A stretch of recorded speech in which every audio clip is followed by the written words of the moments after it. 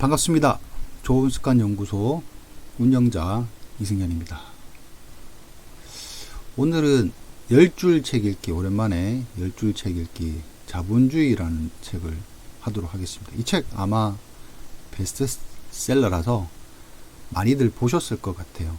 이게 제가 지금 도서관에서 이 책을 이제 빌렸는데 책이 보시는 것처럼 너덜너덜합니다.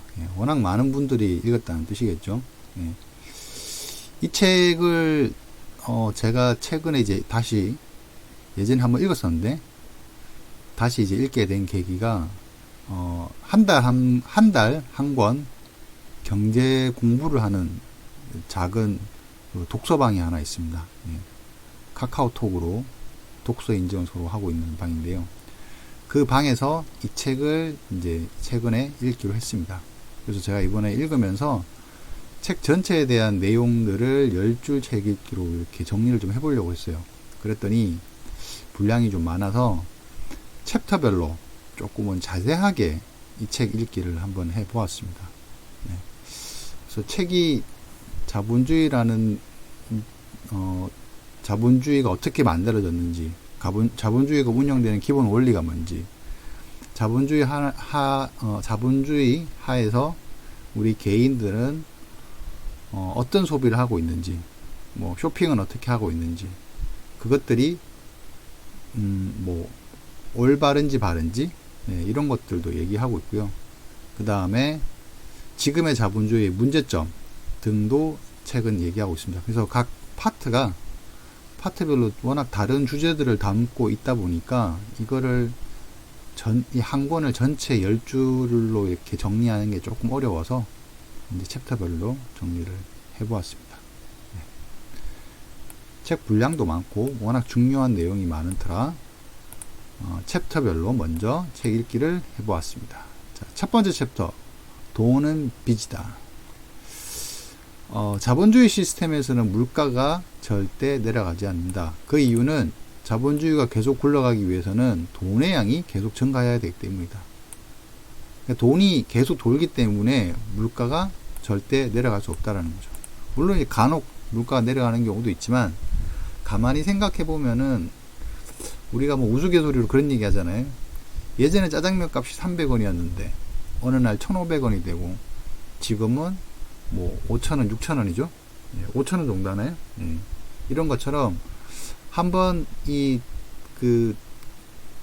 올라간 물가는 절대 떨어지지 않는 거죠. 왜 그런지를 이제 이해하려면은 이 얘기를 좀 해볼 필요가 있는데요. 은행의 운영 원리를 이해하는 것이 필요하다. 예를 들어서 누군가 10,000원을 벌어서 이를 은행에 넣어두게 되면 은행은 이 중 1,000원을 남기고 9,000원을 다른 사람에게 이제 빌려준다. 그러니까 10,000원을 내가 은행에다 넣어요. 그러면은 은행은 1,000원을 놔두고요. 1,000원은 이제 지급 준비율이라고 해가지고 놔두고 9,000원을 다른 사람에게 빌려줍니다. 그러면은 지금 시장에는 돈이 어떻게 되나요?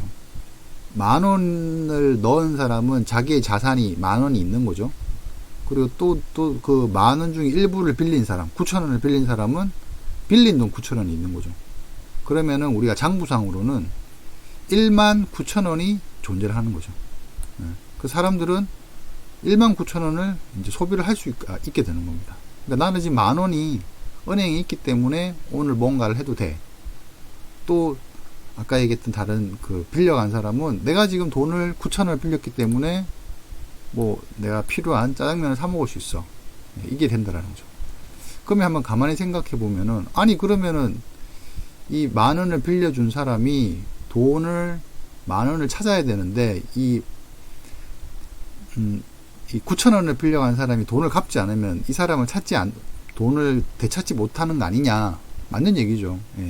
근데 우리가 은행을 통해서 그런 운영에 대한 노하우를 했더니 사람들이 10% 정도만 찾아 쓴다라는 거죠. 10% 정도만.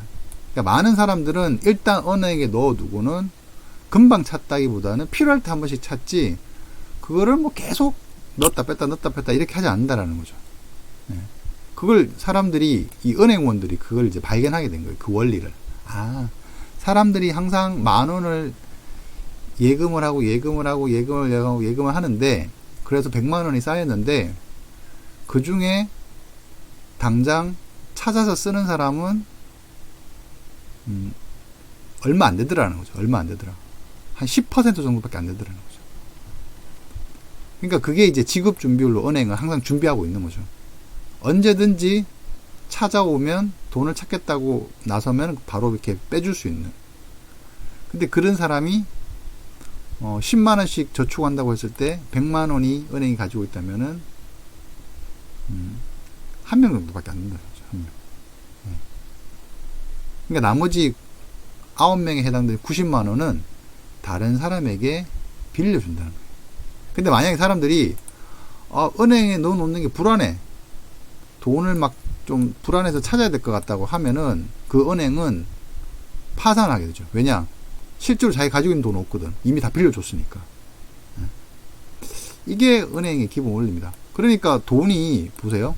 제가 1,000원, 아까 전에는 여기 1,000원 얘기했었죠. 10,000원 얘기했었구나. 10,000원. 그러니까 1,000원을 남기고 9,000원을 빌려주고, 그래서 19,000원이 되었다는 건데, 이 19,000원이 제가 이쪽 예를 들 때는 100만원 얘기를 했죠. 그럼 어떻게 되나요? 190만원이 돌기 시작하는 거죠. 그러면 19,000원, 190만원, 더 많은 사람들이 놓고 더 많은 사람들이 빌려가. 그럼 이게 190억이 되고, 뭐가 더 있나요? 하여튼 숫자가 계속 이렇게 늘어나는 거죠. 그러니까 돈이 늘어난다는 거죠. 돈이. 그렇기 때문에 물가는 떨어지지 않고 계속 유지가 된다는 겁니다. 이처럼 작은 돈으로도 많은 돈이 있는 것처럼 생각하게 만들고, 이를 통해서 생산과 소비를 늘리는 것이 자본주의 시스템이다. 그러니까 내가 돈을 넣어놨기 때문에 나 돈이 있으니까 오늘 맛있는 거 좀 사 먹어야겠다 해서 소비를 해요.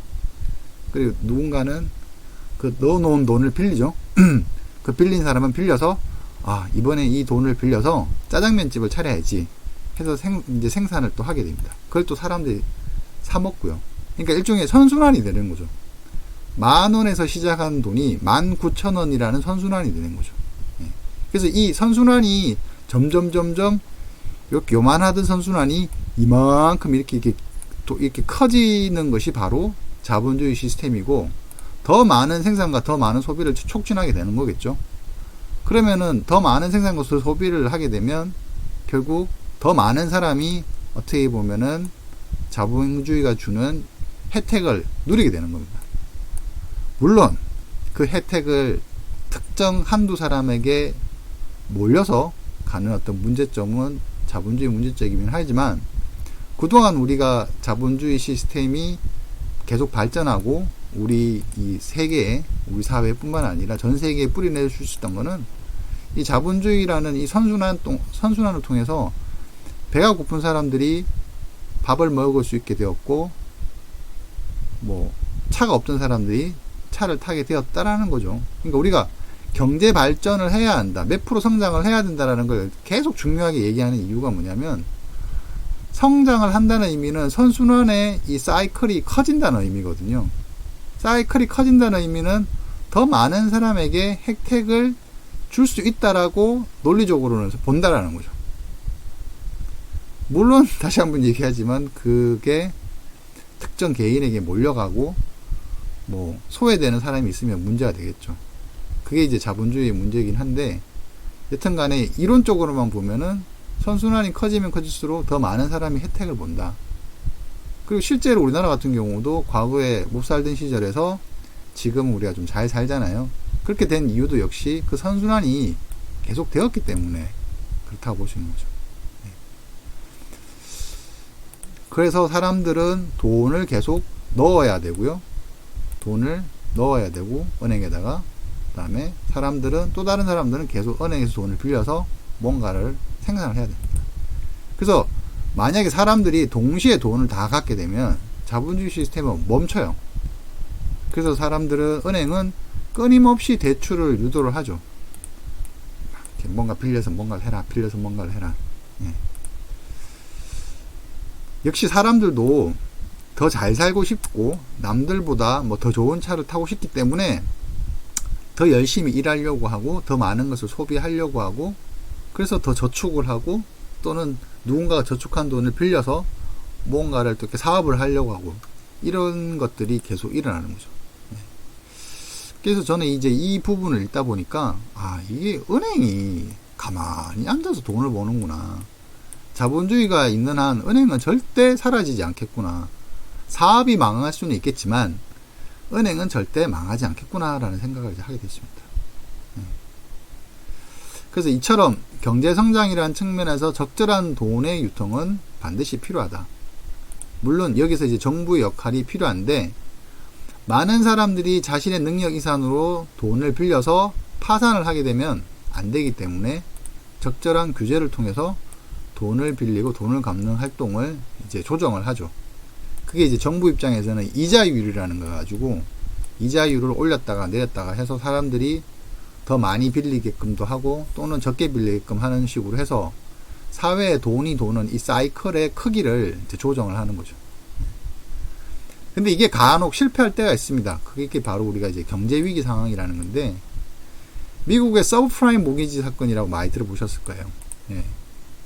이 서브프라임이라는 말이 뭐냐면 미국에서 돈을 빌려가는 사람의 등급이 있는 거예요. 등급이 뭐 예를 들면 뭐 로얄 등급, 뭐 골드 등급, 실버 등급 이런 것처럼 프라임 등급 아래에 있는 서브프라임이라는 등급에 있는 어떤 이제 레벨이 있었던 거죠. 그러니까 이 사람들은 돈을 좀 벌기는 하는데 100% 다 갚을 것 같지는 않은 약간은 뭐 조금 부족해 보이는 등급. 그래서 이제 서브프라임입니다. 서브프라임. 그러니까 일종의 이게 중산층인 것 같아요. 그 사람들이 모기지는 집을 사기 위해서 집을 살 때 은행에다 빌리는 돈을 모기지라고 그러죠. 그래서 이 서브프라임 등급에 있는 사람들이 집을 사기 위해서 돈을 빌린 거예요. 그랬는데 이 사람들이 돈을 못 갚기 시작하자 은행이 이제 난리가 나는 거죠. 누군가가 돈을 갚아서 그 갚은 돈을 가지고 누군가한테 빌려주고 해서 이게 돈을 융통을 시켜야 되는데 그게 안 되다 보니까 파산을 하고 그러니까 돈을 빌리는 사람도 빌리지 못해서 문제가 생기고 뭐 이런 문제로 인해서 연쇄적인 파산이 이제 가정을 이제 겪게 된 거죠. 연쇄 파산을. 그게 이제 경제위기 상황입니다. 그러니까 이거는 이 서브프라임 등급에 있는 사람들이 빌리면 안 됐던 거예요. 근데 왜 빌렸냐? 막 장사가 막 잘 되는 것 같고 지금 막 돈이 막 이렇게 뭐라 그래야 될까요? 막 정부가 뭐 이자율도 낮춰줘서 뭔가 돈을 잘 빌리기도 쉬워지는 것 같고 막 이러다 보니까 막 빌리기 시작하는데 은행도 그거를 이제 방조를 한 거죠. 서브프라임 등급이지만 빌려줘. 돈을 갚을 거야 얘네들. 뭔가 이렇게 좀 느슨하게 관리를 한 거죠. 이게 바로 우리가 얘기하는 이제 자본주의의 이제 거품인 거죠. 거품. 하여튼 이런 등등의 이유로 경제 위기는 발생을 합니다. 그래서 이 거품은 이렇게 뭔가 사이클을 타요. 그러니까 아까 말씀드렸던 것처럼 이 선순환되는 과정이 돌다가 점점 돌다가 뭔가 거품이 쌓이는 시기가 생길 때쯤에 빵 터진 다음에 이 사이클은 다시 원점. 다시 여기서 이제 시작해서. 그래서 경제 위기라는 게 이렇게 주기적으로 커졌다가 작아졌다 이렇게 되는 겁니다. 자, 정리하자면 빌려주는 과정에서 늘어나는 이자만큼 돈이 유통되기 때문에 정부는 통화량에 맞는 돈을 발행하고 이 과정 속에서 이자에 해당되는 돈만큼 통화량은 증가한다. 그래서 개인은 파산하지 않기 위해 빌린 돈을 갚는 노력을 해야 하고 이는 누군가에게 또 돈을 빌려주는 고리를 이제 만들게 된다. 근데 돈을 갚는 사람이 많아지는 순간 또는 돈을 갚는 사람이 없어지는 순간 시중에는 돈이 부족하게 되고 파산으로 이어지게 됩니다. 그러니까 한마디로 우리가 쓰는 돈이라는 게 실제로는 실제 어떻게 보면은 뭐 만원어치라는 게 이제 우리가 19,000원으로 이렇게 장부상으로 기록되어 있다고 하잖아요. 그런 것처럼 우리는 빛을 가지고 실은 이렇게 살아가고 있는 거죠. 은행이 돈을 만들기 위해 대출이라는 과정을 거치게 되고 돈은 빚이라는 형태로 다른 사람에게 나누어지며 누군가는 빚을 져야 자본주의는 정상적으로 작동하게 된다. 그래서 빚에 대한 이자는 은행이 수익으로 챙긴다. 빚이 없으면 은행도 망하고 은행이 많으면 자본주의도 큰일 나는 거죠. 점점 빚으로 돌아가는 세상은 언젠가 한번 조정기에 들어가게 된다. 이것이 반복되는 것이 바로 경제순환이다. 아까 제가 얘기했죠? 사이클. 요게 이제 첫 번째 그 챕터에 돈은 빚이다에 나오는 내용입니다. 얘기를 하다 보니까 좀 길어졌네요. 짧게 하려고 했는데. 자, 첫 번째 자본주의 10줄 책 읽기 첫 번째 장 읽었습니다. 요걸로 마치도록 하겠습니다.